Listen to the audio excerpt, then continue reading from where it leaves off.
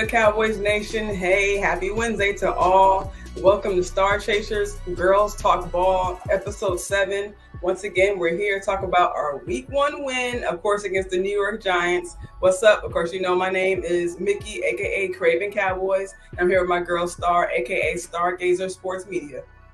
What's up, guys? So glad to be here with you guys tonight for episode 7 of Girls Talk Ball. Wow, these episodes. We deep, y'all.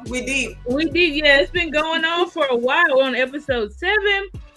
So excited to be here tonight to talk about what's up, Double R. Talk about our complete domination and annihilation. Yeah, of the go ahead, pull out all the words. Go ahead. New York Dwarfs. As I said on Monday, the New York Dwarfs, because they definitely didn't seem like Giants to us. So yes, and they had the nerve to have that graphic. Oh, yeah, okay, yeah. Well, wait, let's just go ahead. Let's go ahead and switch those roles right quick. Yeah.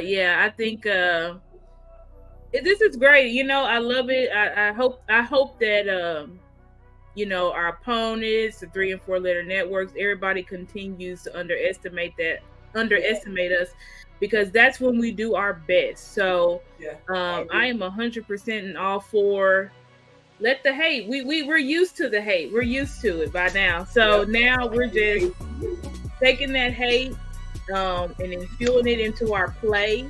And we're going to talk about that in the show, just our change in mindset. Yeah, I agree. Welcome everybody in the chat. Like I said, thanks for everybody being here. Double R, thank you for being here, fam. What's up, sis? Hey, Nisi. How you doing? What's up, Jameson? Glad to see it. Yeah, everybody, make sure when y'all coming in, please like this video on each of y'all's channels. Please subscribe if you haven't. Please share the video. All 3 of those things are 100% free. So, right, Nisi, week 1 slaughter. So, yep, star, like, and share. Yeah, that's right. Appreciate that. I really appreciate that.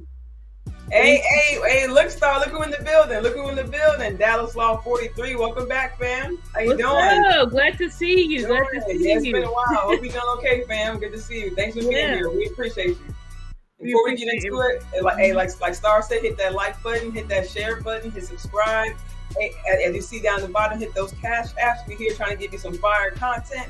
We fired up with a week 1 win, just like y'all. So we're just trying to come through. Just what we know, just our thoughts on the game and how we feel about our boys.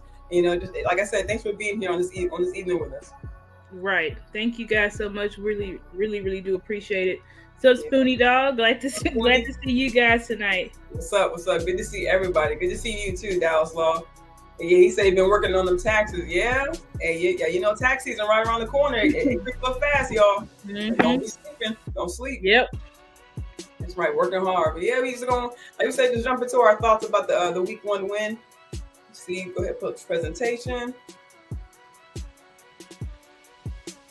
And of course, we know, as everyone's been calling it, it was just a whole monsoon, pretty much up and down the East Coast. But they played up north, New Jersey, I believe it was, and of course, played at their home, MetLife Stadium. And of course, we used to, of course, playing in a dome, but just the way our team was looking, we weren't even really worrying about the weather, because we know we had the weapons on deck. We knew we had the run game. We know what our running back room looking like. We know our wide receivers are already ready to go, and we know everybody's ready to go. They wasn't really worried about the weather. Yeah, I think somebody, I can't remember who it was, but they had tweeted that the game plan was switched. Jerry said that. I believe Brian Schottenheimer also said that this week, that they did the game plan, obviously because of the weather, right? Yep. But I forgot who it was. I think it was a content creator who said, but I can't remember. What's up, Etta? Glad to see you. Who said that our offense is actually built for the winter. Oh, really? Yeah, and that our offense is actually built for the winter, or built for built for the winter, because of course that's when the Super Bowl and stuff is, right? Right. Mm-hmm. Now, I think in I think in Vegas it will be domed. I don't think so. Yeah. Yeah, but there still is a chance. You got to go up to Philly in January. Those playoff teams. Yeah. Right. Yeah. Buffalo and now. You know, well, in Miami, you know, ain't no hate going down south. You know what I'm saying? You know, let them going there. Not at all. But yeah, I'm sorry. Yeah, I feel you. Going to, as we know, just go. Maybe even some of those East Coast teams we saw. I don't know. Speaking of tweets, I don't know if you saw that tweet where I believe they tweeted out 7 to 8 games that were on the East Coast. Pittsburgh, I think Cleveland. I think they played in Baltimore. It was raining really bad, so we saw a lot of games that had a lot of rain. Yeah, we had a lot of rain, and I think it's good because it's also just playoff football. Period, which is you play to your defense. Who said Vach? Vach is in the chat. It looked like it. Oh, snap. What's good? What's good, Vach? Hey, thanks for keeping that. I appreciate that so over it. Yeah, thank you. I was like, what's the chat? Okay, but look, what's good, Jay Tuck? What's up, Tuck? Good, fam. So happy to see y'all. I appreciate y'all. I appreciate that. So thank you guys for the love. Love y'all. Yeah. Love tonight. All right.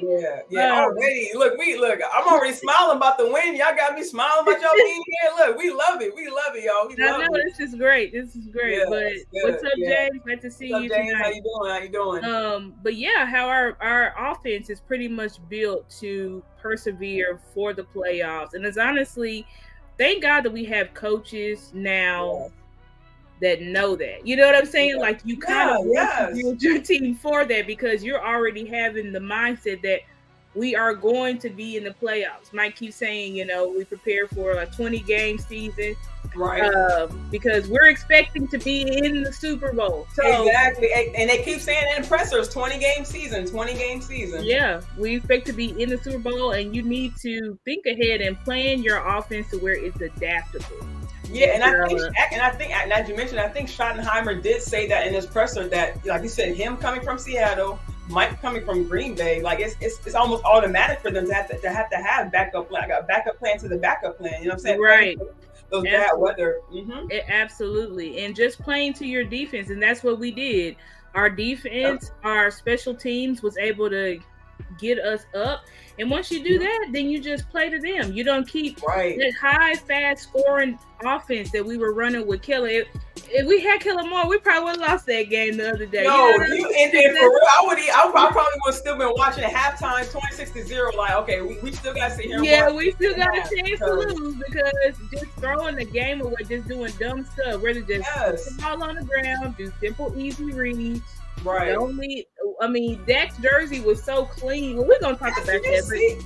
I feel you. Yes, it's like he was was he out there? And even we saw him go to the ground. We saw him even, he's out there in the rain. Like you're bound to get, dirty and wet in the rain, right?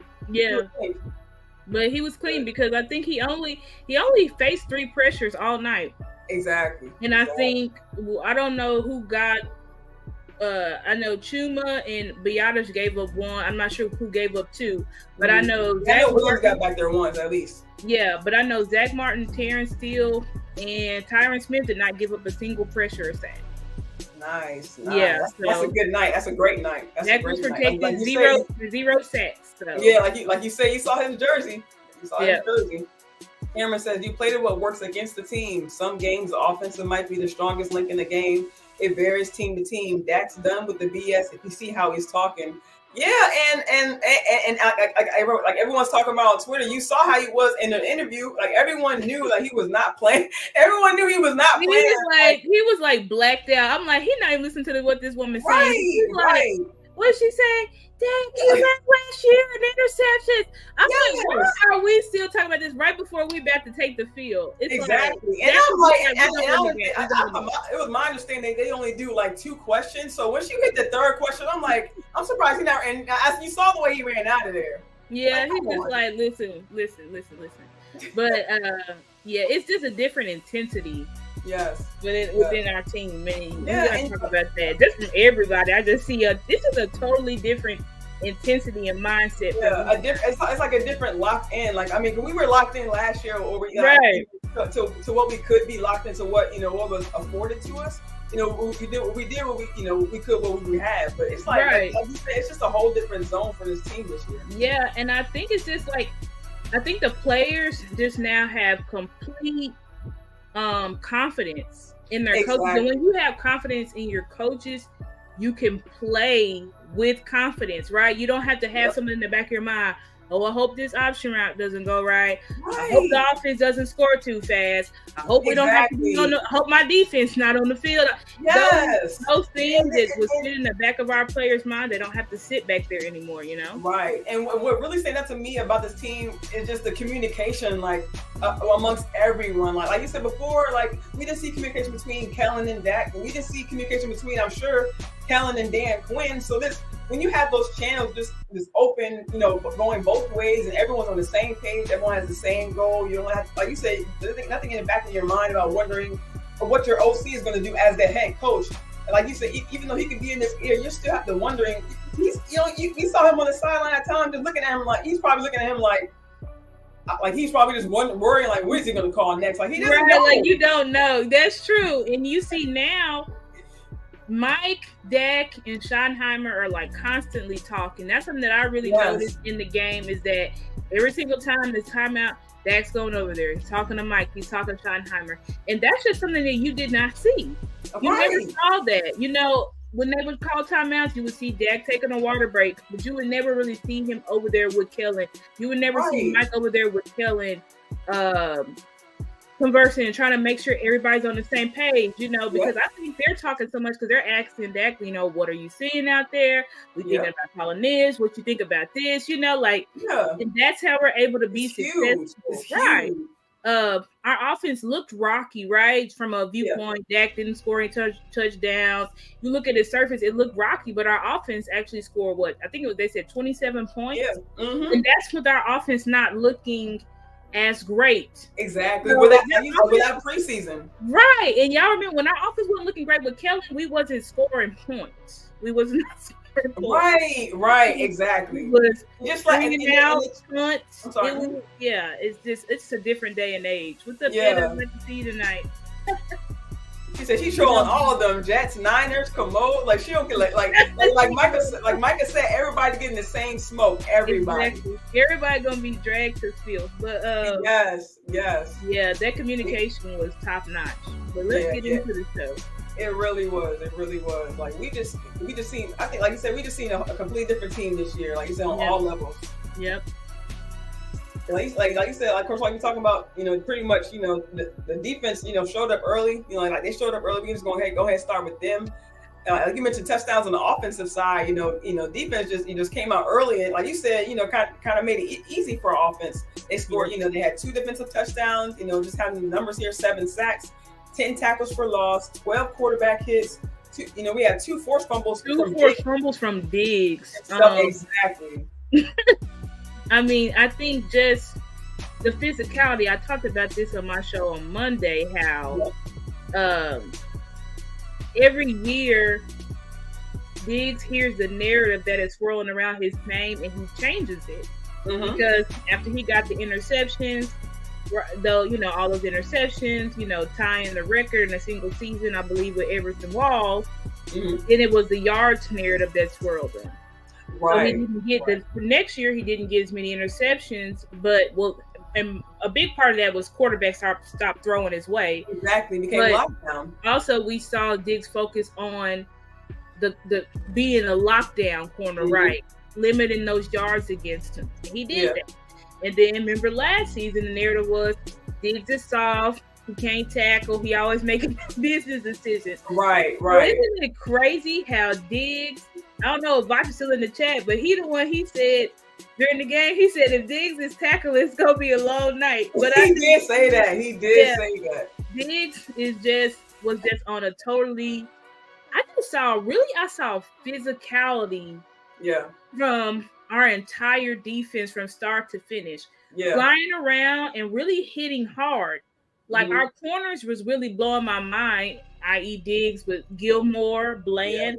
Hey, Joey, how you doing? Safeties just coming up and just hitting the crap out of people. And I'm like, wow, the intensity that they're playing with Right. is that we not to be messed with. You know what I'm saying? At all. Exactly. I feel you on that. And like you said, we see, and like when you look at the box score itself, when you look, usually you go to the stat sheet and you see, numbers up top, and towards the bottom you see, one, zeros, guys who didn't, either didn't contribute to play or not many contributing. But when you go back and look at the box score, you see from 8 all the way down to, you see from the top to bottom, everyone has at least one tackle. And of course, the most tackles are Marquise Bell, 8 tackles.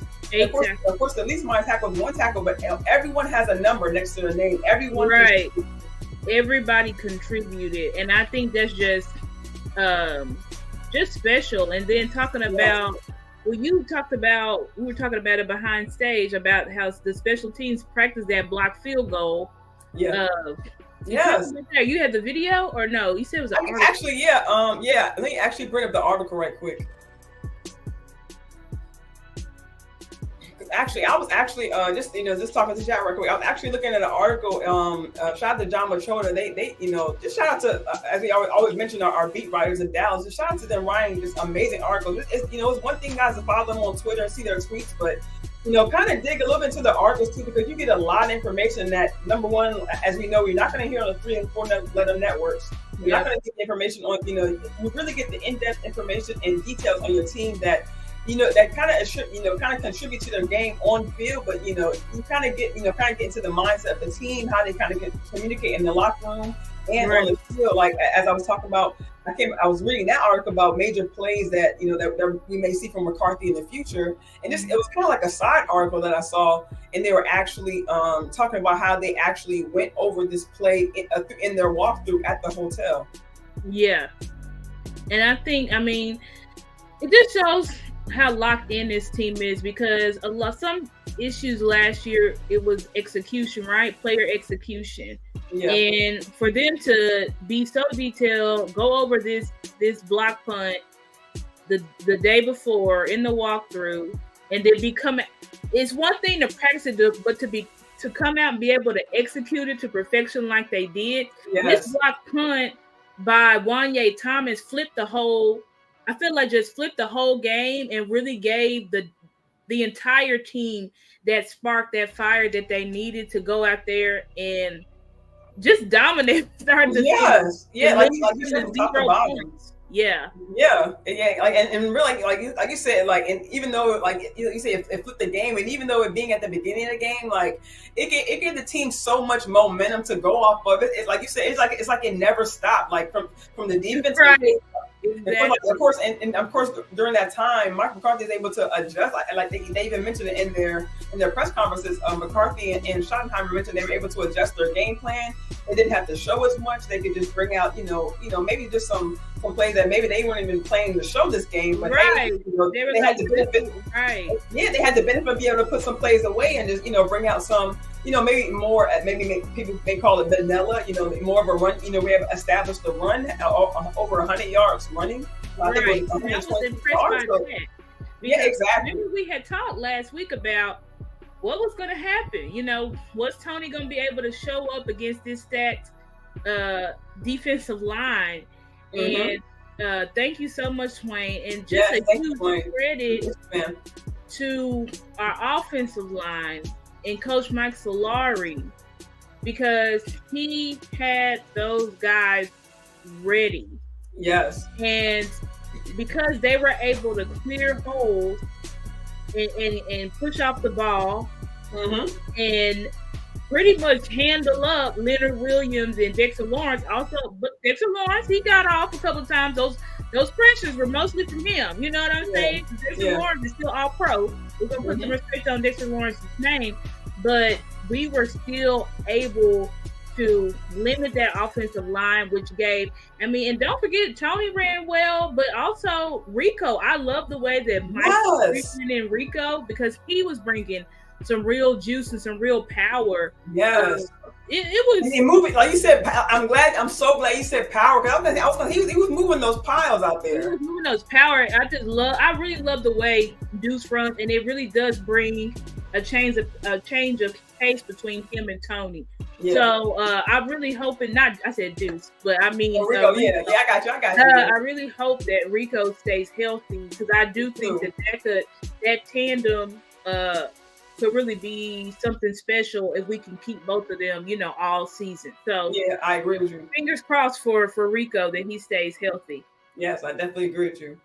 Yeah, but yeah, I have it here. Just like I said, of course, we all know this is just before they hike the ball, and as I mentioned, of course, we know about Goodwin. Our special teams ace. He's been around for, I believe, a little, maybe at least over 10 years. He played over 100 games. At least 5 years with the Cowboys. So we know that he's been in the league for a long time, so we know, this is pretty much, what he knows. So, like I said, for me to read the article and know that they actually went over and practiced and for it to go off this early in the game, because usually, I'm thinking, they line up for a field goal, just a right routine play. You know what I'm saying? Routine, let them kick the field goal, but it was right. like they knew, like, we want to be able to. It was kind of like they were like, we want to break their spirits early. Yes, exactly. Like my first thought, like, who? I mean, I'm not gonna say who practiced. I know they practice drills.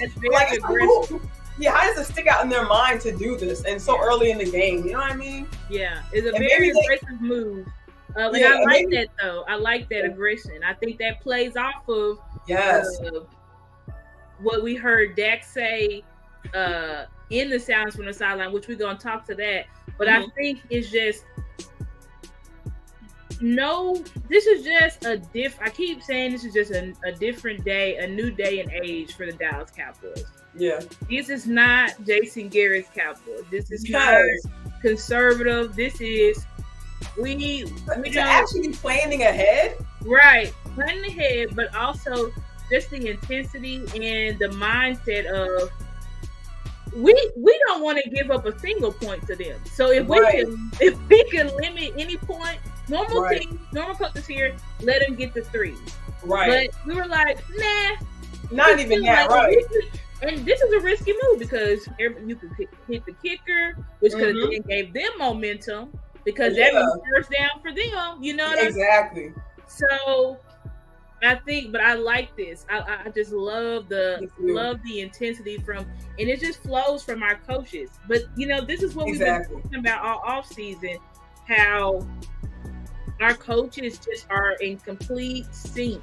I think we talked last week about how Mike and Dak are in synergy, but I think now, like you just have seen it. The language, the purpose, everything has been the same, and that flows from Mike. And both of Dan Quinn, Mark Schottenheimer has said that continuously through the offseason is that Mike has such a detailed plan and goal for us each day that we just know. I think that was a time that Mike was out because of his back, but they were like, oh, it's just going to flow seamlessly because that's how Mike prepares his team. Exactly. My series I did on Mike McCarthy. I talked about just how good Mike McCarthy is. I have parts 1 and 2 of that, and I'm going to upload the other 2. It's 4-part series on that. I really encourage y'all to watch my series on Mike, just to know how special he is as a coach, and the type of person and what he's brought to our team, and that's why we're seeing the changes that we are seeing now. Yeah, because even keeping on Mike McCarthy, I heard him. I'm not sure which presser, because they have one. They have a lot, but I think it was one recently where he mentioned where he was actually trying to teach his coaches how to, teach his coordinators how to manage their assistant coaches, because you got to be able to know how to coach. And like you said, like for it to come from Mike, but like you said, it's a trickle down effect. So like you said, even when he's not there, it still flows like he is there. So it's like that's exactly what he did. Yeah, I did saw that press conference where he talked about that, and it's just such a big thing for Mike to make sure. And he talked about this way back. I went over, had a whole show about just his hiatus that he did in 2019 and how he realized that it's such a big focus of his coaching style is making sure his assistant coaches and everybody is prepared before the season. So everything that they're implementing, everything that y'all saw, Mike was already going through this step by step, layer by layer, so that he was like, because he's like, by the time the season starts, you don't have time to do any of that stuff. Right, exactly. You have to already have a well-oiled machine to where when the season starts, everything's in place. all you're doing, you're just following the manuscript. And that really is a perfect boss or a perfect leader, because you're not confused on what you're supposed to do. Like I've prepared you well in advance. Yeah. When the season starts, you shouldn't be confused. Like their communication, they already know exactly what they're gonna do, how they're gonna plan it, what's their thought process to make sure that everything flows seamlessly. So just important stuff that we're doing, and we just wanted to show y'all this article. Y'all can read it for yourselves. What's the title of this article, Nikki? See how the walkthrough at the cat. Let me see.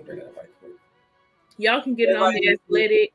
I think you got to pay like $1 a month for a subscription, but go ahead and read. Pay that $1 and read it. Right, go and just get. And if it's really like that, cancel it. Before it starts charging. I'm saying, right, but go ahead and read it. John Machota had some good stuff. Yes, and Michael Delkin too. Make sure you guys subscribe. Yeah, from Dallas Morning News. Yeah, both of those guys always put out some great articles and special nuggets, because you get so much from the press conferences, but you also get a lot from these articles that the Dallas Cowboys insiders are writing. So I promise you. Yes, I promise you, because in the other one that John Machota wrote, and when he actually mentions the different plays in the game, he actually gives you the details of how they lined up, the time of the game, what kind of play they're in. So they give you much, like I said, many more details than you'll get just doing much details, a lot of stats, a lot of things. Yes. A lot of times they're talking to coaches and players one-on-one. So they just have unique insight that you're not going to necessarily get from the player interviews or the coaches press conferences. Right. So just like I'm saying, a good one was talking. This is pretty much just me narrowing down the article for you guys to trick. But like we mentioned, just go back and read the article. Like I said, because there's a lot of details in this article that you guys don't want to miss. But just to kind of narrow down, just to give you guys a summary, a good one that mentioned that he was speaking, I believe, to Thomas first, and then of course further down the line, Noah.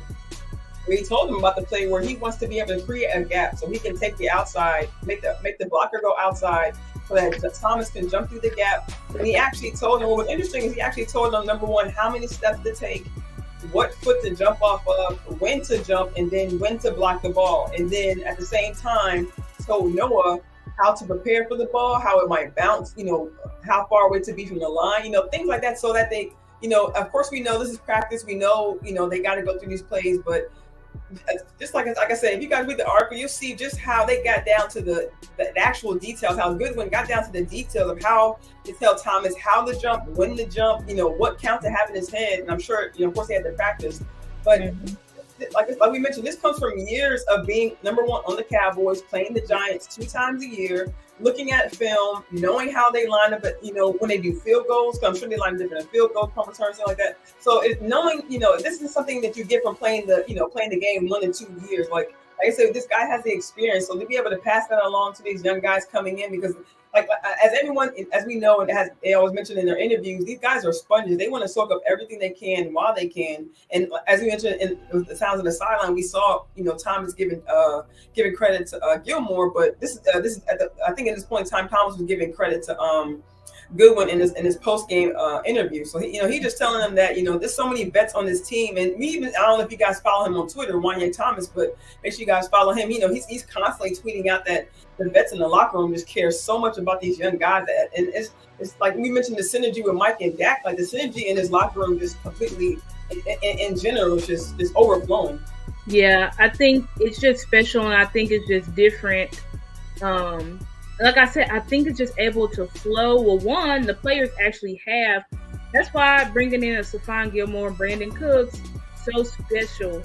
Jonathan Hankins, so special for our guys, because these are guys that are still at the top of their position to just have so much experience, right? To offer them, and then when you have the players, it's just the leadership is just, I think it's just overwhelming these young guys in a good way, emotionally, physically. It's like these young guys are almost becoming mini a mini Brandon Cooks, a mini Stephon Gilmore, and I think that's great. I would love to have a team of mini Brandon Cooks and mini Stephon Gilmores. Yes. Because that means that you got a pretty damn good team, which is I think is what we have. You highlight something that says it was an example of unselfish play. And each player doing their job. I don't know. I've been listening to I've been listening to press conferences, and I just kind of starting to notice a theme. This is kind of the third time I've heard them mention quote unquote players doing their job. And I heard Dak mention it in his post game presser about it being his job to get the ball to playmakers. And then I heard Mike McCarthy mention in his talking about how it's a team sport. Everyone has to contribute, play their role on the team. And then, Wanye mentions it in his post case about how it's his job. It was his job on this particular play to do this, that, and the third. A good one is telling Noah, quote unquote, his part of the job about how to scoop the ball up and run back with it, or even just to jump on the ball. So it's just like, and like I mentioned, it's really just in general how Torah mentioned he wants to bring his 111 to the team. So these guys are just really, not only getting the concept of what their position is and what they, have to contribute to that, but they know that they have a role on this team. Like, I just love how McCarthy just makes everyone feel included, everyone's included. Everyone, that's something that he really showed on his offense. Yes. Spreading the ball around, calling plays to feature players, because when you do that, you build up confidence. Yes. And that's what you really want. You want to be able to build up your players' confidence as much as possible. You want to be able to run plays that everybody is comfortable with. And I don't know if y'all if y'all read the article by Jory Epstein. If y'all ever want to get deep insight to Dak, follow Jory Epstein, because Dak gives her all the best interviews. I don't know if that's his best friend or what, but he freaking loves Jory Epstein and he tells her everything. But when she did a complete breakdown of when Dak took the team, the offense down to Atlanta, and how he had the Navy SEALs go over, all the breathing techniques and the training and everything that you do when you're Navy SEAL and you're like a high combat and high stress level and all this stuff. Y'all, I promise y'all that type of stuff.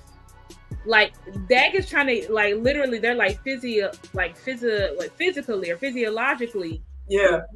The stuff that they do is so that everybody can be as a team on one accord. There's certain on the same level, exactly. Right. There's certain words, there's certain actions that you do to get everybody to be one, be in one sound, one heartbeat, stuff like that. So I feel you, because I don't know if it was a tweet I saw or maybe it was an article, something like that Dak actually mentioned that they were actually going to be doing the breathing exercises and the huddles. Yeah, they actually did that, and so he actually uses that technique, when they're playing actually on the field, and they huddle up and certain things that he tells them to calm down, bring everybody's nervous system down to the same level. I mean, that shit is crazy. It can have an impact on the game. We see the advancement of technology. I think I don't know if I heard it in Boss Cowboys show. Shout out to him. If you guys don't subscribe to him, make sure you guys go over there, show him some love. I think he mentioned that they had some kind of technology a couple years back where Dak was dehydrated or something like that, and he just kept pressing a little bit too hard, and then eventually I think that's when he got his injury or something like that, or something happened in preseason where he ended up getting hurt, and they were able to look at his hydration levels, but he just just kind of pushed it a little bit too hard, and ended up getting hurt. So if you can just imagine just being able to not have to go through technology, just being able to get into the minds of your team. Knowing what he went through, what I'm saying? He doesn't want, his teammates getting hurt. He doesn't want them having to go through what he went through. You know what I'm saying? So, while they're young, while they're, because they look to him as a leader anyway, he just bring everything he went through and just kind of just letting it flow through his team. You know what I'm saying? Like you said, so everyone can be on one accord. Not everyone goes through the same experience, but they come into this, with the same goal and on the same kind of mental level. It definitely changes the game, not just on the field, but like I said, mentally as well. Right, and that type of stuff is going to pay off. And just Brandon Cooks talks about how he's just never experienced a leader like Dak Prescott. And this is a man who played with Tom Brady, who is basically considered one of the best quarterback leaders of all time. Yeah. A guy who's also played with Drew Brees. And he's like, I just never experienced the type of leader that Dak is. Like, I've just never experienced that. So it just tells you that even Dak, he's just different.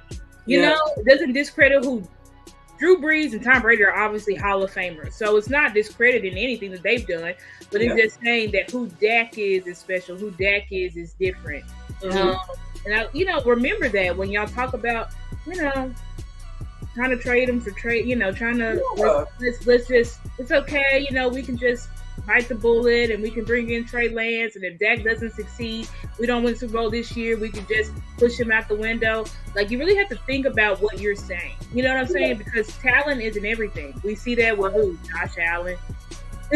You're right. Look.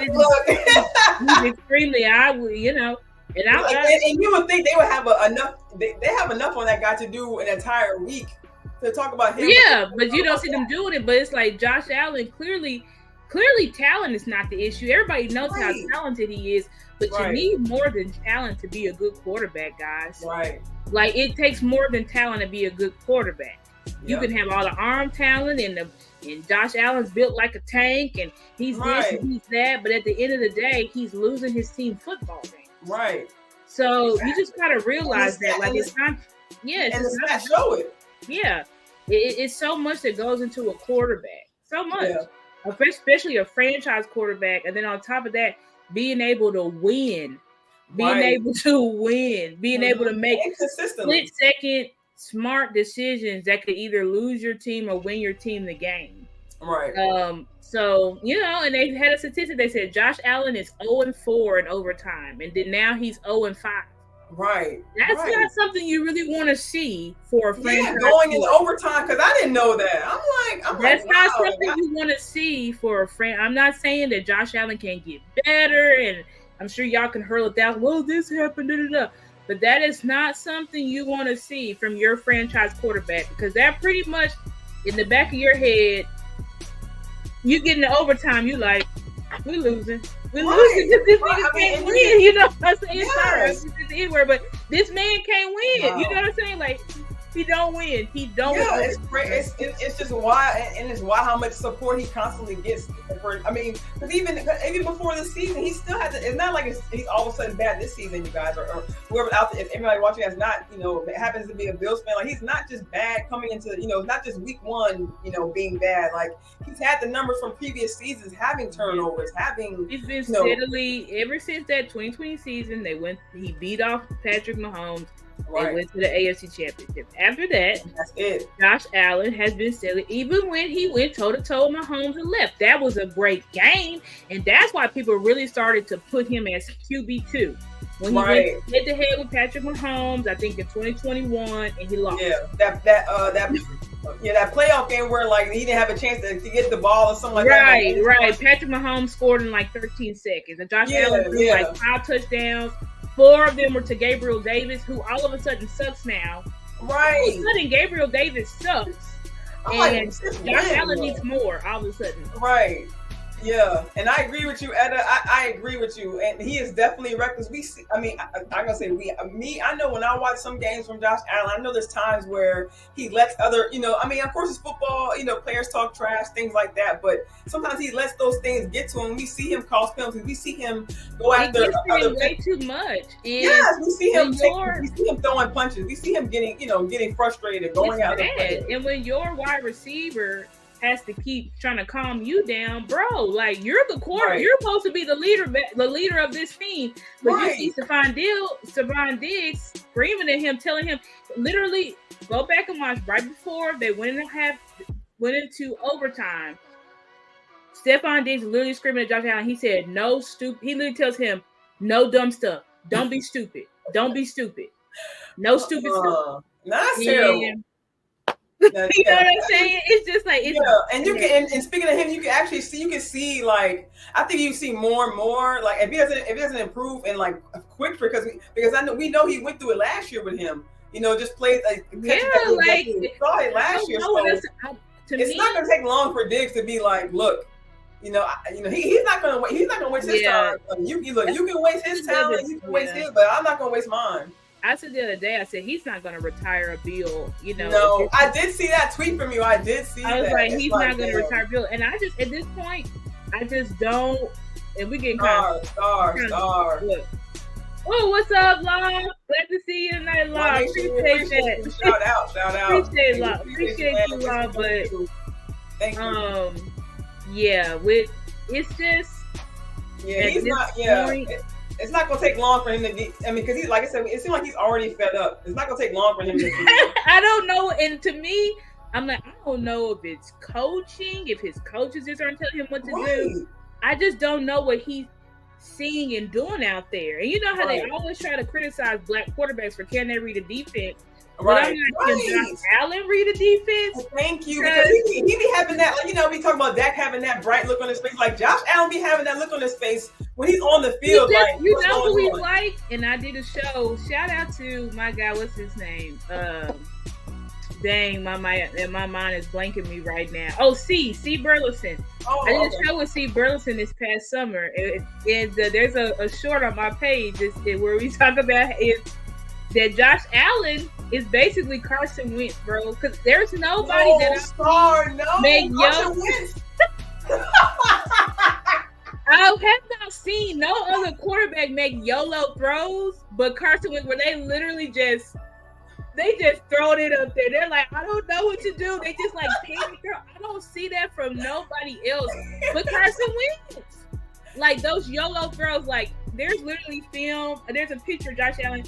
He had it was nobody around him. Open field. He had just like Josh Allen, you could have almost ran to the end zone. Yes, and he literally just posted a picture of him. This is all that field in front of him. He just throws it like I don't know. He just throws it. What is he doing?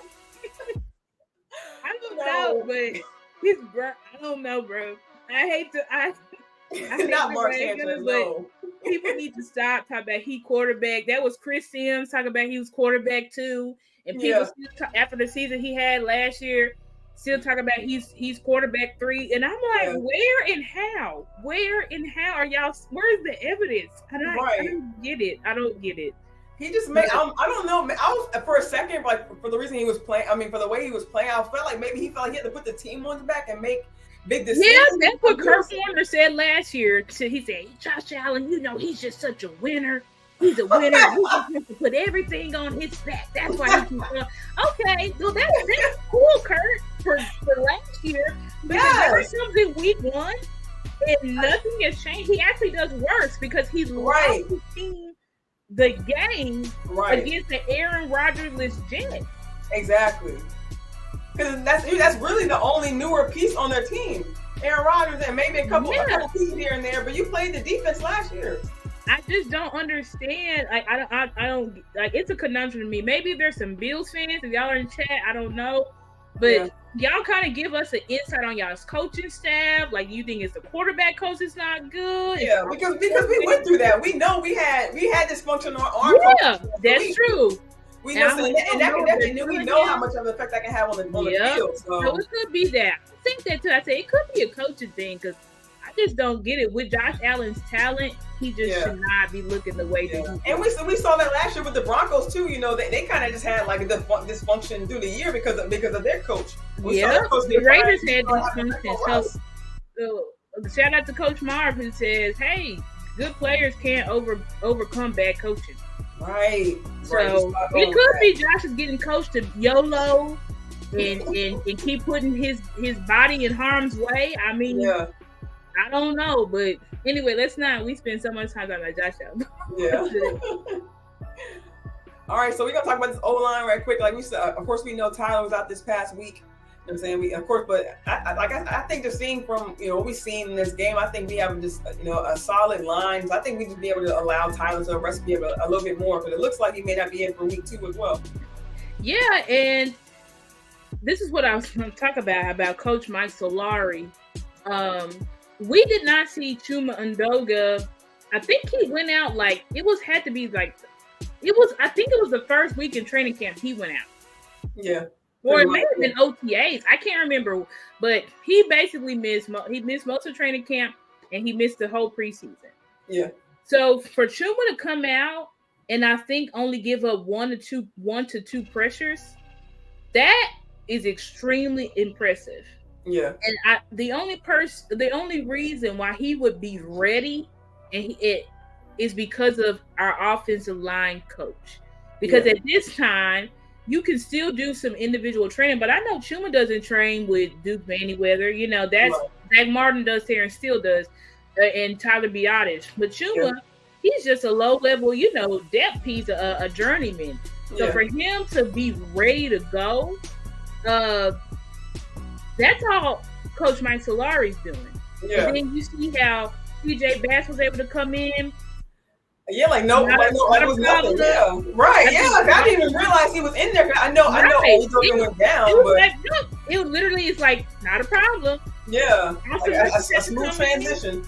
I think it's gonna be smooth as well. Like this is why I told y'all I did a show on the offensive line too of why they would be dominant in this year. Y'all go watch that video where I do a whole breakdown on Coach Mike Solari. Mm-hmm. I look at his whole history as an offensive line coach.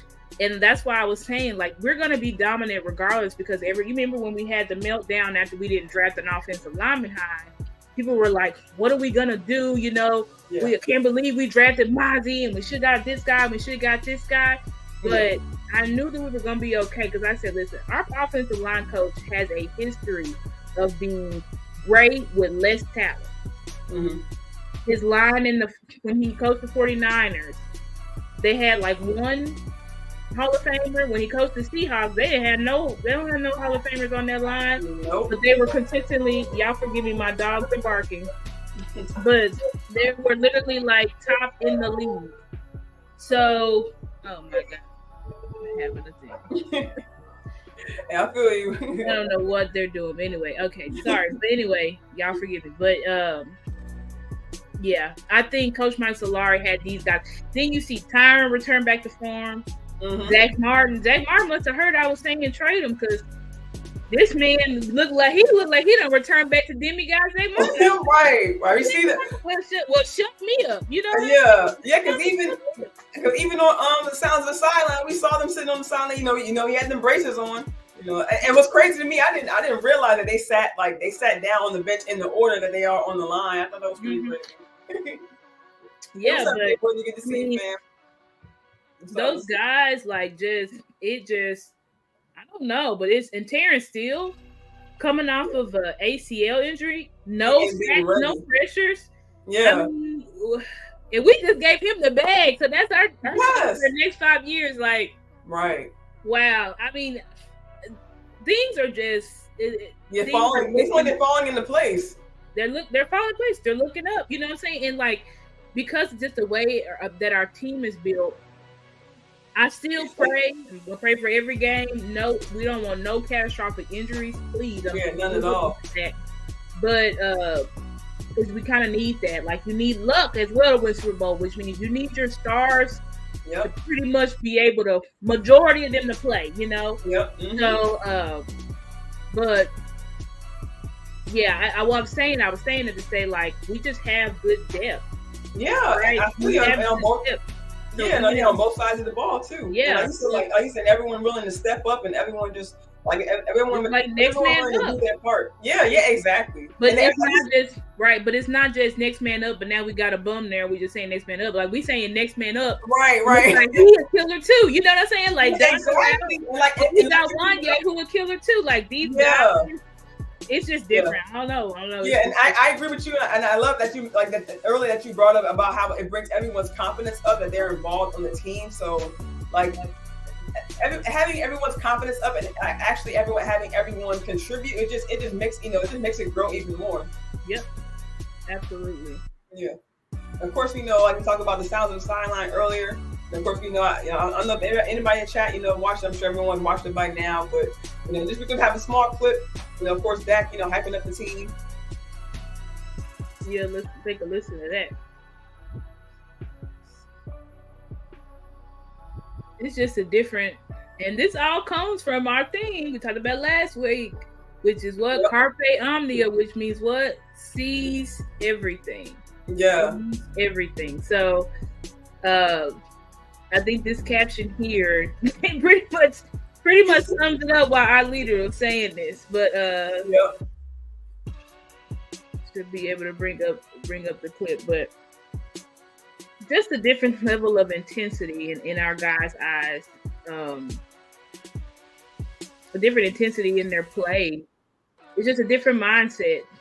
Yeah. It's a different mindset. And I think Dak has been saying it all year because they keep asking, well, what's different? What's different? And he's like, it's just a brotherhood. Like, I don't know if we've ever had like everybody so close, everybody on the same page. They've never had that. Dak has never had everybody is on the same page.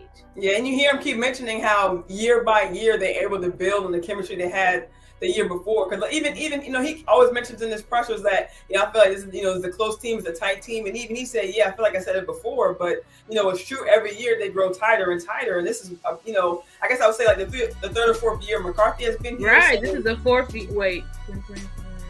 Yeah, this is McCarthy's fourth year as a head coach. So this culture, he's been building this since 2020. Yeah. Since the watermelons. Yeah, I remember. Yeah. And even 2020 being the year that it was, what I'm saying? Right. He still had us playing hard. Like the players have been wanting to run through a brick wall for Mike McCarthy. Unfortunately, we just had somebody in the way, but now we got him out the way. Yeah. It's just like what's going to stop us? Yeah, exactly. Period. Yeah. Jay Worthy says the difference in this year is animalistic mentality mixed with unity. They all want that Lombardi and they know it's close. That's true. That's all you hear. I ain't heard. That's all you hear in there. Micah, CD, they just kind of talking about Super Bowl. And in that article I was just talking about with Dak, that was the first thing that he got the Navy SEALs to say was the date of the Super Bowl, because they are just focused. They are zeroed in on getting a Super Bowl. Yep. That's it. Yeah. Micah said he said he pretty much says it every night when you're going to sleep and things like that. Like they talk about Vegas. You know what I'm saying? So it's in the air. What they doing is called manifestation. Exactly. Manifestation, when you literally are picturing and visualizing where you want to be, and you're going to do all you can to manifest that into yourself. So that's what they're trying to do as a team. Manifest. That's why Mike McCarthy puts the picture up, puts all the Super Bowls up, our picture, because they're trying to manifest a Super Bowl. Yeah, exactly. Put it out in the air. Just keep saying, we're gonna win Super Bowl. We're gonna win Super Bowl. Just keep saying it. Yeah. It just like you mentioned. I mean, like they mentioned in the chat, like Jay Worthy said, the unity on this team is in the locker room. Like we mentioned, not just among the players, but like we mentioned on all levels. Like someone mentioned earlier, Al Harris, talking about some. Set that S up. You know what I'm saying? Like he wasn't playing like. And one of my favorite parts of the because I was kind of feeling the same way during the game. I heard Tony Pollard kind of shout out, "Hey man, they taking all our touchdowns." I was like, "Yeah, man, I would just wonder how the offense was feeling on the sideline, just seeing the defense turn up like that." It's just great because it just takes the pressure off. Like, well, you could just go out there and just, let me try to contribute. You don't have to lead with that. Okay. Our defense sucks, so now we're down now. Now we gotta go up. We gotta make this happen. We gotta make this happen. Like everybody can just feel and do their job, just like they've been saying. Do your job. If everybody does their job, we should win. Right. Yeah. Period. Like you say, everyone knows their role and what they need to be doing on the field, and and also also knowing the other positions on the field, they know what their teammates supposed to be doing, so they can kind of just remain in sync on both sides of the ball and be able to move, moving on that accord. Right. Exactly. Yeah, I agree with you. So we're gonna do this last segment right here. Let's see. Already kind of came with a newer segment, you guys. Starchasers, Star Makers, where we just pick, just the individual player of our own who we thought, just contributed. And I saw Star's show the other day and saw how she had offensive player of the game, defensive player of the game, or the unit, because we know the defense is turned up, and we can have that sometimes. And even special teams, I don't know if I mentioned during tonight, but of course we talked about the blocked field goal, but just shout the special teams, but also just being that that third core part of complementary football where all contribute and as we mentioned, do their job and make sure that this team is successful. I just want to give out just because he showed out early. I just really want to shout out Wanye Thomas. He's a star maker because we saw him make the initial play in preseason with the interception from Lawrence, and seeing him make the initial play in this game. We just constantly see him kind of setting the tone, and not even just that one play. We saw him come on the next drive, and I think he was on Waller and was able to have a pass defended on him. So just him still maintaining that, not even wanting to sit out long, still wanting to get back in the game and contribute, and just the fire he's bringing, just to the team, on special teams and also the safety room. He just brings that comfort to those front guys that that he's coming to. I mean, we saw Hooker shout out, Marquise Bell. They're saying the young guys coming up, and we see, just seeing Wanye Thomas, and I love there's an article I read that Marquise Bell and Wanye Thomas, came in camp, together last year, and they just kind of been, kind of joined at the hip. So just seeing them kind of show out, we see them when they're on the field, making tackles together. They're always bigging each other up. So just seeing them kind of locked in, having that kind of bond already, I just think it's, it's showing on the field. He's really just turning up for me. Yeah, I definitely agree with that. With Wanye,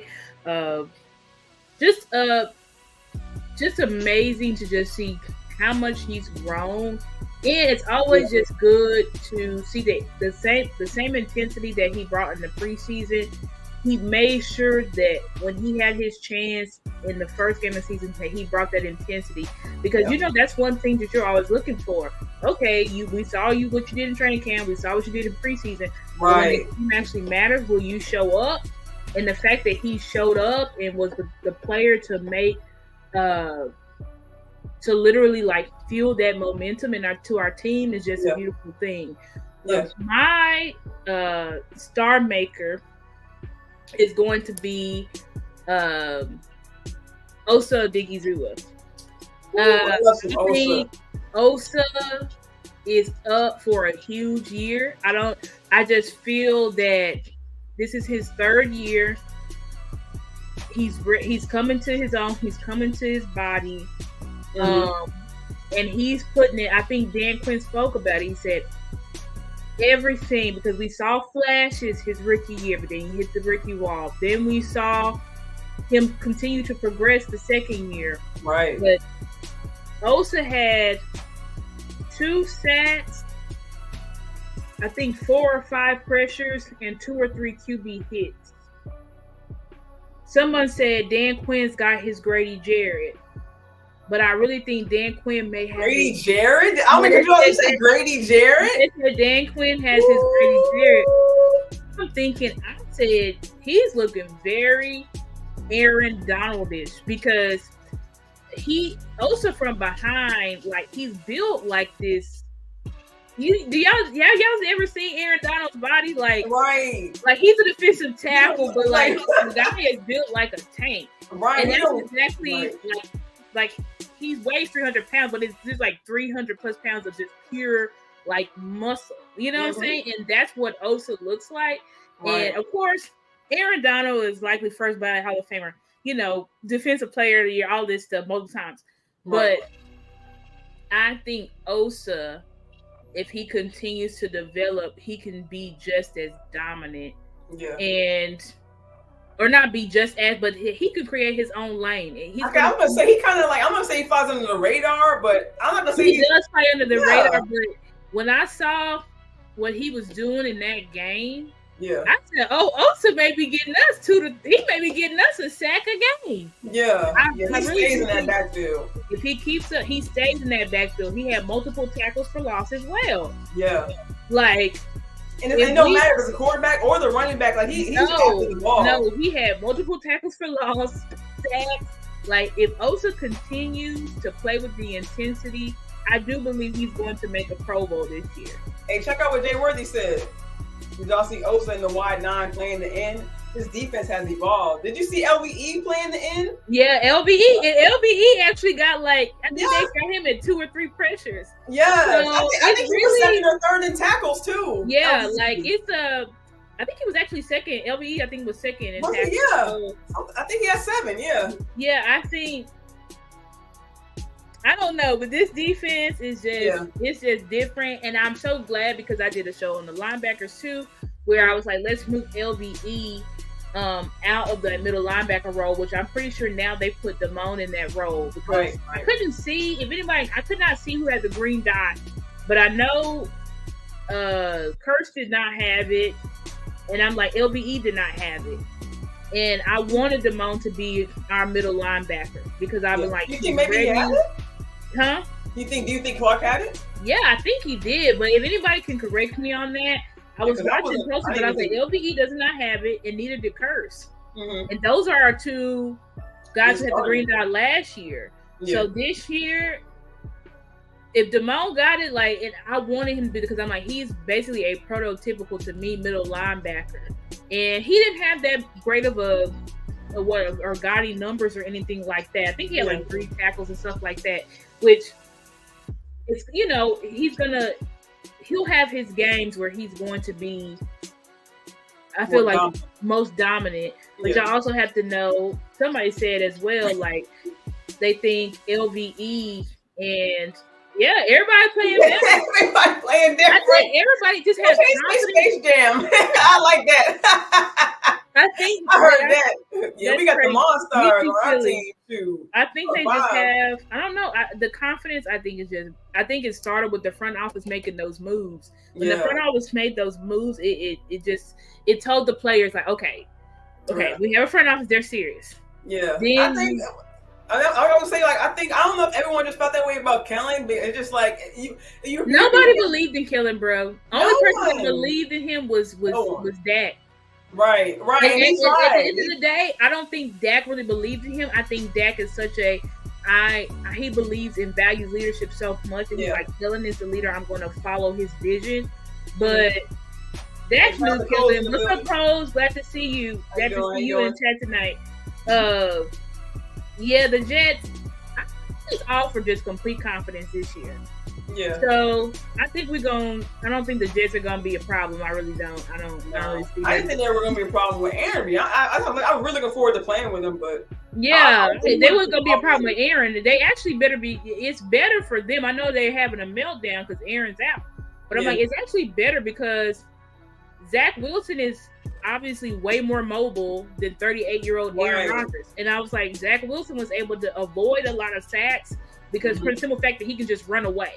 Yeah. So, I think, and honestly, Zach Wilson is going to be way better than what people are trying to say. Like, this isn't if y'all actually looked at the game, Zach Wilson did not look like the Zach Wilson. Yes, he did throw a pick, right? But he did not look the Zach Wilson from last year. Even in preseason, I was like, even after maybe the first game, even he was playing in the second game, I'm like, why the hell is this dude playing all these games? I'm like, he's actually looking better than he did last year. Look at his feet, look at his pocket presence.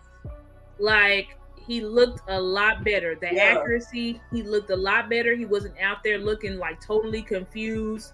Right. Like, Zach Wilson I'm sorry, go ahead. I'm just going to say he's going to seize this opportunity. Yeah, I agree. I don't know if they're going to be a playoff team and all that. I ain't saying all that. But I am saying that they're not going to be people trying to say they're going to be like abysmal. And I'm like, I really don't think so. And he has plenty of veteran wide receivers to lean on. And he has Dalvin Cook. And he has a pretty good young defense. Yeah, to help him out. Yeah. Like, I really don't see like them just winning 1 or 2 games. Like, I do think that they will be competing to be in playoffs. I think he just needs the time the time to develop. Yeah, and that's what I'm saying. I'm like, just let Zach Wilson take his lumps. That's what I think you should do. I'm like, you can go and get people like, well, what about calling? Yeah, I know they have zero faith in Wilson, and I think it's dumb. But it's like, I get it from last year, but if you watch, he said wore the green dot. J-Ron, I didn't see it on him. Maybe he did. I have to go back and rewatch. Yeah, me too. Cause it looked like he was in the middle a lot, but he was moving a lot though too. So I did not see him with the green dot, but I'll go back and rewatch. Maybe he did have it. Yeah. That offensive line is in trouble. Yes. What's so crazy? And Mozzie actually had a good debut, right? And I like the way that Dan Quinn is protecting Mozzie, sprinkling him in to not bring his confidence down. Let him sprinkle in, have a little bit of snaps to where he gets on the field and he can dominate. And he was just obliterating Mark Gladwin-Ziski. There was a play that I thought was on John Michael Smith, but it's actually on Mark Gladwin-Ziski, where Mozzie just straight up bull rushes him straight into Daniel Jones. Mozzie had a tackle for loss, so he got him out the way. Yeah, I think you just want to keep giving him snaps, keep sprinkling him in, and Mozzie's gonna come along. And I'm like, in 2 to 3 years, it takes about 3 years for defensive tackles to like become who they are. In 3 years, I think Mozzie will be probably one of the most dominant nose tackles in the league. But he just needs time. He just needs time. Give the pick time, guys. I mean, he's already. People are like, well, is he going to impact this year? Or is he just going to be a guy who flashes? And I'm like, mostly a guy who flashes, just like Oso Digizua. You know what I'm saying? Like, he's going to flash. He's a rookie. He has to develop. This is a whole totally different scheme. It's a different level of speed in this game, so he's going to just have to develop and come along, right? Yeah. I agree. What'd you say? Go ahead. Oh, no, I was going to say, I was just saying I agree with you to give him time. Yeah, he just needs time. Everybody's trying to compare him to Jalen Carter. I'm like, Jalen Carter is a pass rush specialist, defensive tackle. And even, I mean, he got himself a sack, but didn't they play the Patriots? So I'm just like... Right. It's not to say the Patriots suck, but I'm like, the Patriots O-line is not nothing that special. So it's just like, they haven't been building it. Chill out. You know what I'm saying? But in the Eagles, I'm like, they need to stop putting too much pressure on Jalen Carter. So I saw somebody talking about, we already got it. This is Javon. He's gonna be Javon Hargrave. I'm like, do y'all seriously think he's gonna this year get y'all 11 sacks? That's what gets me. Like like you said, they want quick results, and it's like nothing. Nothing happens in 1 year. Like, bro, he's not about to get no. I mean, he could, but him getting 11 sacks like Javon Hargrave. You saw how long it took Javon Hargrave. Javon Hargrave been in the league forever. You see how long it took him to get 11 sacks. It takes time, especially at a defensive tackle position. So well, whatever. Like Osa had sacks too. Osa had like 4 or 5 sacks his rookie year. Yeah. So it's just like they just need to simmer down. But whatever. I'll let the Eagles fans be. Right. Yeah, they gotta worry about what they want to do. It's like whatever, Eagles fans. Right. I'm not worried about it. But yeah. So before we get out of here, anything you're looking forward to in the Jets game, or anything? One thing I do think we need to watch for is our tight end play. I do think our tight ends, they did block well. I think they said Jake Ferguson had like the second highest run block grade according to PFF. That's fabulous. But we gotta tight end, and I know it was raining. We was in the monsoon, all of this. So I was like, okay, guys, but y'all know, was it just raining on the tight end's hands, or was it raining on the wide receiver's hands as well? It was especially the ball. So all I'm gonna say, exactly. Maybe the jitters just got to him. They was just like, oh, shoot. Because Dak targeted Jake Ferguson more than any of his other wide receivers. He targeted him 7 times, and Jake Ferguson only came up with the ball twice for like 11 or 13 yards. That's not going to cut it. At all. That's not going to cut it. So we really need to see them. Come on. You're the number 1. You're the number 2 now. Y'all got to come on, because Dak goes to his tight ends a lot. Tight end is a quarterback's best friend. Yes. If he cannot count on you, if he starts losing confidence in you guys, that's going to affect his decision making. So y'all need to come up with the ball. I get it.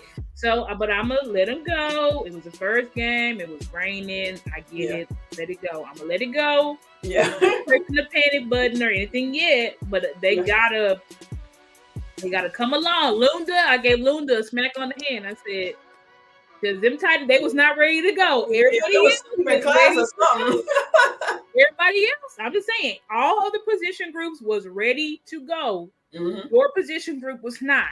Yeah. So you need to figure out why they was not ready to go. Because we don't just, and I get it, they block, but we need them to do more than block.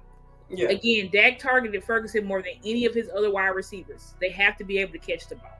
I agree with you. So that's my only thing I'm looking for is improvement there. I expect the offense to be, I mean, they scored 27 points. I guess a more fluid. I mean, just more fluid visually.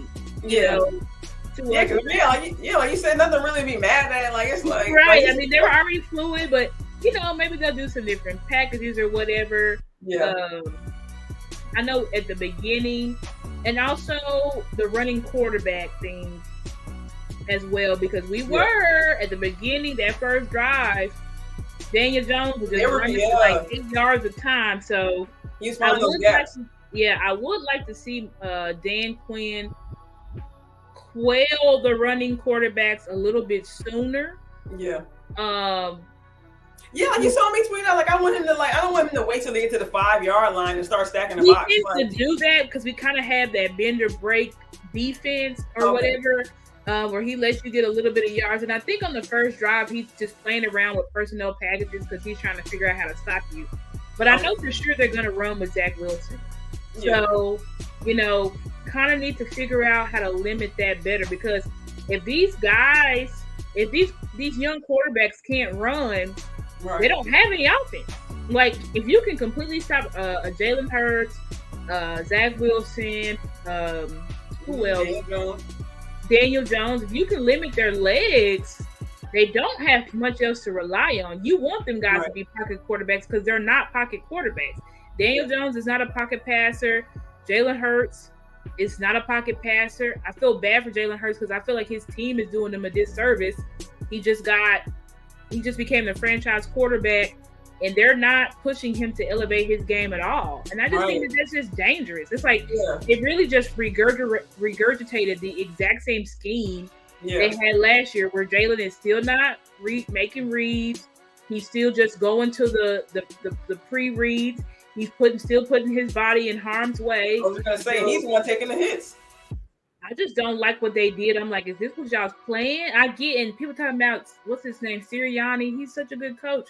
But I'm like, you probably should have pushed Jalen to elevate a little bit as a passer. Yeah. Maybe they did, and maybe Jalen just can't. Yeah, we see. I mean, I don't know if you watched the Ravens game, but Lamar was definitely passing more than he usually has. Yeah, and you should. You know what I'm saying? And we're not saying you don't completely take Jalen's legs out, because I mean that's what makes him special. But he does not seem like he's and it's too late to make adjustments. Like how he looks.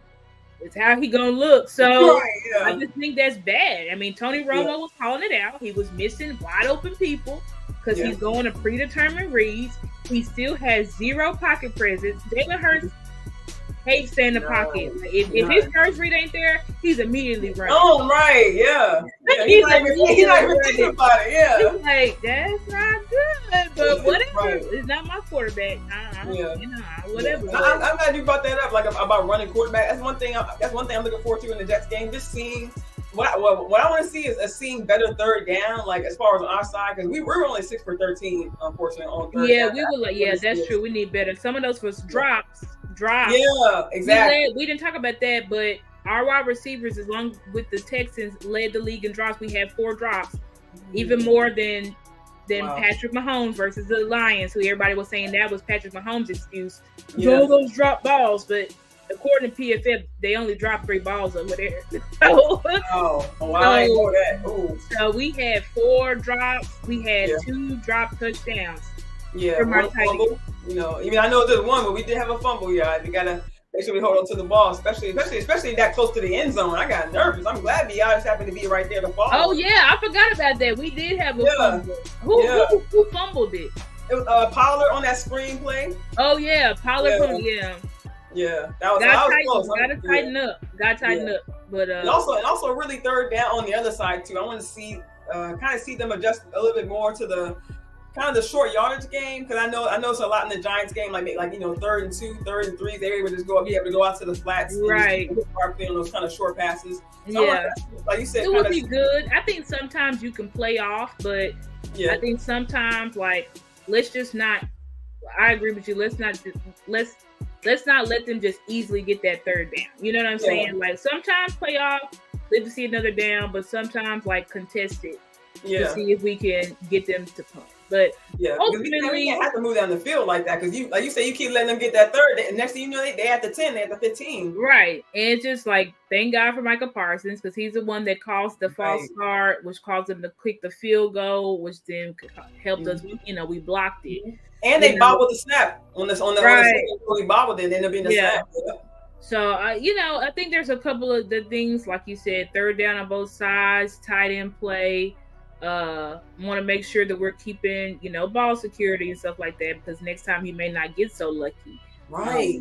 To be able to recover that. It's just luckily it was on a screen, so our offensive lineman was downfield. They was able to get that ball. Yeah. But, I think just fluidity of the offense, probably more fluid.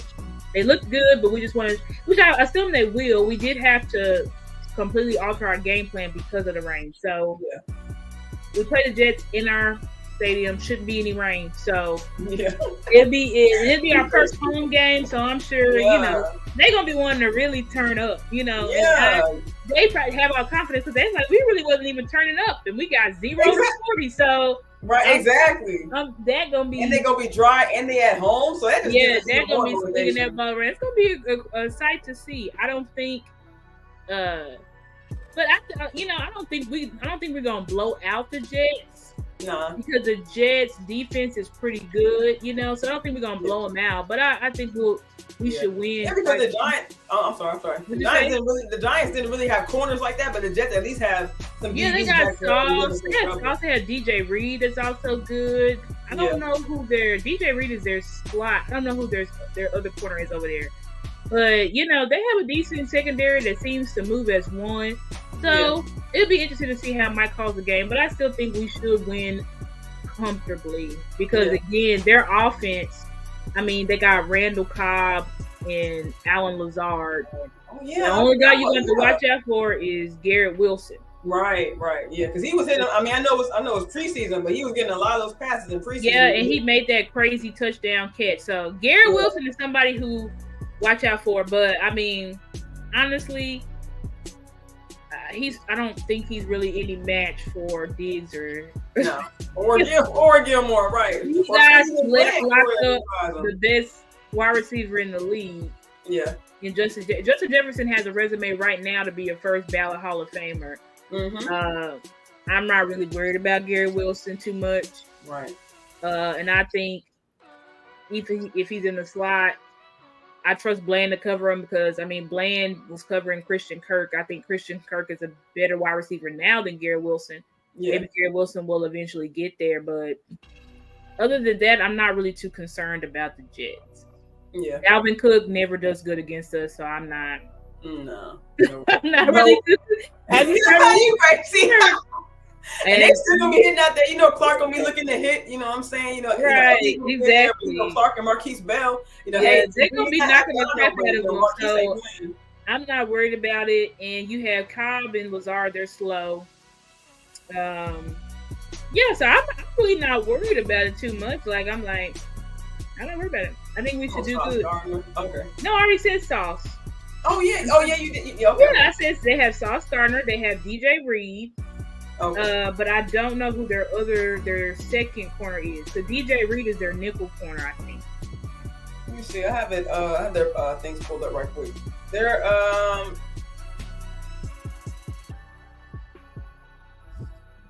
White. No, not White. He's a safety.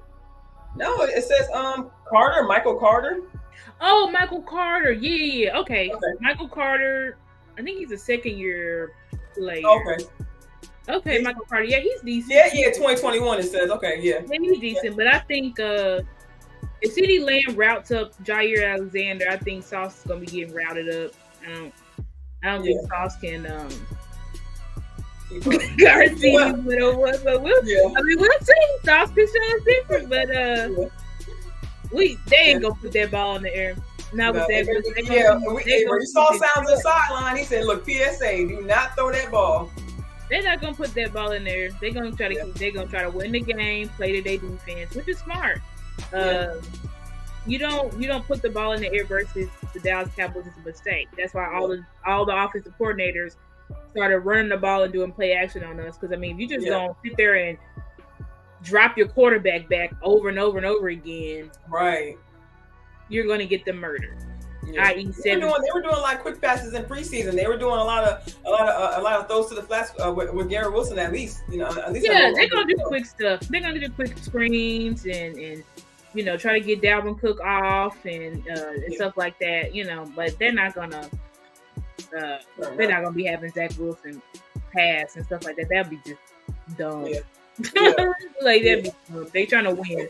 They have momentum. We'll have another 40 burger then. Right, exactly. They trying to win. They have momentum from that crazy emotional win versus the Bills. Yeah, they're gonna play conservative, especially with Zach Wilson. They're gonna play it conservative, and they probably would have after seeing how our defense got 7 sacks. They probably would have did the same thing with Aaron Rodgers. Yeah, they definitely run that ball out. Yeah, they would have done the same thing.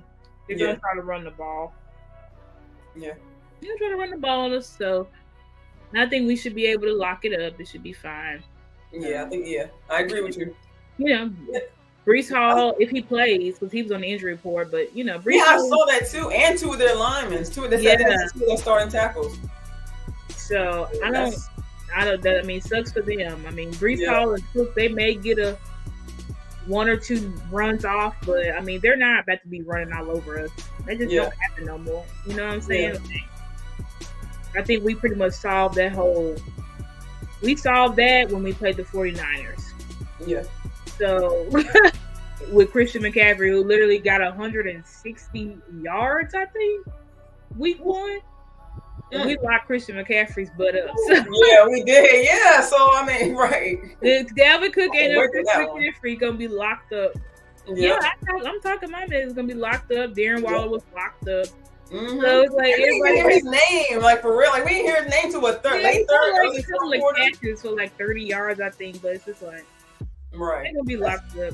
We're not worried about it. We're not. Nope, not at all, y'all. And then when you look at our quarterbacks that we face for the rest of this season, I'm like, I don't really see these quarterbacks. Like for real, like Daniel Jones might have been like the most. Like I won't say the most developed, but like if you look at the list of quarterbacks you have coming up, your face, you stupid. Like I'm not even worried about it. I'm not worried about it. I don't think we should be worried about it. To me, I just don't have that same thing. Where people would think we was gonna lose against the Giants because they're like it's just a Cowboys thing to do. But I'm like, this ain't the same Cowboys, so why would I be worried about it? And now I don't have to worry about an idiot messing it up for us. So I'm like, okay, there'd be no reason why we should lose unless we beat ourselves. Exactly, and there you go, right there. And that's unless we keep turning the ball over, and we can't get no takeaways. But other than that, I don't really see people beating us. I don't see them beating us. I don't think they have. Yeah, we had no turnover, so we won a turnover battle. Exactly, and they are hell bent on protecting Dak and making sure Dak is not putting Dak in harm's way. They even talked about that before we go out, but how they had to change the game plan because their focus was we don't want to put Dak in position to make mistakes in the rain. Like some coaches will. Like, it's raining, but we're just going to air it out. And then when your quarterback throws a pick or two, then y'all are crucifying him. Mm-hmm. Like everybody's just in sync of, and I think Dak has that Brady mindset where he's like, listen, I don't care if I don't throw a single. I don't care if we win this game by nothing but field goals. Right. A win is a win. Right. Exactly. You saw him in the post game interview. Like he's quick to just lift his team up. He was like, I don't even know I'm up here. I think the defense. Yeah, exactly. Like a win is a freaking win. Who cares about stats? Because stats don't. That's not going to get you to the Super Bowl. You done had stats before, and where that got you nowhere. Exactly. Everyone's worried about that ring. Everyone's about that ring. You saw CD talking about, like, I'm not even worried about contract talks. I got games to win. Exactly. Right. The team don't care. They just want to win the Super Bowl. Thank you. Everybody's just like, let's just win the Super Bowl. We can talk about contracts and stuff later. Let's just win the Super Bowl. Thank you. Because I can tell you something. We win Super Bowl. Steven gonna be like, who wants the contract? Who needs a contract? Woo! That's his checkbook right there. Look. Contract for you. And the boys are gonna be in the mindset too. Like, we don't need the most money. We just want a Super Bowl. Let's keep this team together. We can build a dynasty. So it's actually great. Right, exactly. It's great. Like so it's Stephen Jones said before, his pen gonna run out of ink. Exactly. Like Stephen gonna be swinging out contracts. So yes, it's gonna be, he already slung out about 5 of them, and I think he's gonna be players that we didn't expect. Or right, players that we didn't expect. So I think we gonna. I mean, who knows if Dak ends up getting, if he gets on an MVP trajectory by middle season, they may just be like, son, here's the contract. What lock it up. Like, let's just go ahead and sign you. But we had to price with Randall Moss. Just go ahead, give him a mega deal and move on. But and pay the other players as well. Yeah, go ahead and pay him. You know, Tyler Biadasz get his another Pro Bowl, which he should, because I think he should be better than Jason Kelsey this year. Like, go ahead and give him his Pro Bowl. Go ahead and give him his contract. Yeah. I was trying to push him off a cliff, but Tyler Biadasz, he done changed. I'm with it. Yeah. He changed. So I was like, love it. He stepped it up. He's physical. Give him a contract. Look, he willing to take on Williams and Lex and Lawrence for us. Look, I'm with it. Look. Exactly. Yeah. He ready for the smoke. Right. Like, all of it. That's exactly what I like to see. Me too, man. Hey, everyone, look, we want to thank everybody for being in the building tonight. I ain't gonna lie, I think we had a fire show tonight. We had a great show. We gave y'all a lot. Some of that stuff I wasn't even planning on talking about, but just came to mind. So I think we had a fire show. If y'all like the show, please, like we said, like, share, subscribe. Please donate to our channels. Guys, it would help us out tremendously. We have our Cash App there on the screen. And we should be back. You know, everything goes well. We should be back next week to talk about our win against the Jets. So Yep. 4:25 this Sunday, y'all. Prime time once again. I think they said during the broadcast, we only had 2 other 1:00 games during the year. The rest is prime time. Yeah, we mostly as J. Ryan said, we are prime time. So yeah, we are at prime time, y'all. Everybody here to see the Cowboys. It's like he said. Right. That's what it is. That's what they're here. They're here to see us. They're here to see the Cowboys. They're here to see us. They're here to see us dominate, you know, whether we win or lose, they still gonna be tuning in. So exactly. Might as well win, you know what I'm saying? Right. So, might as well give them a show, right? Exactly. Right? Give them a show. Yeah. Hey, like I said, everybody, thank you for being in the chat tonight. Thanks for giving us your time. Like I said, hope you guys have a good evening. Thanks for joining us, and we got to catch you guys next week. All right. Peace out. Peace.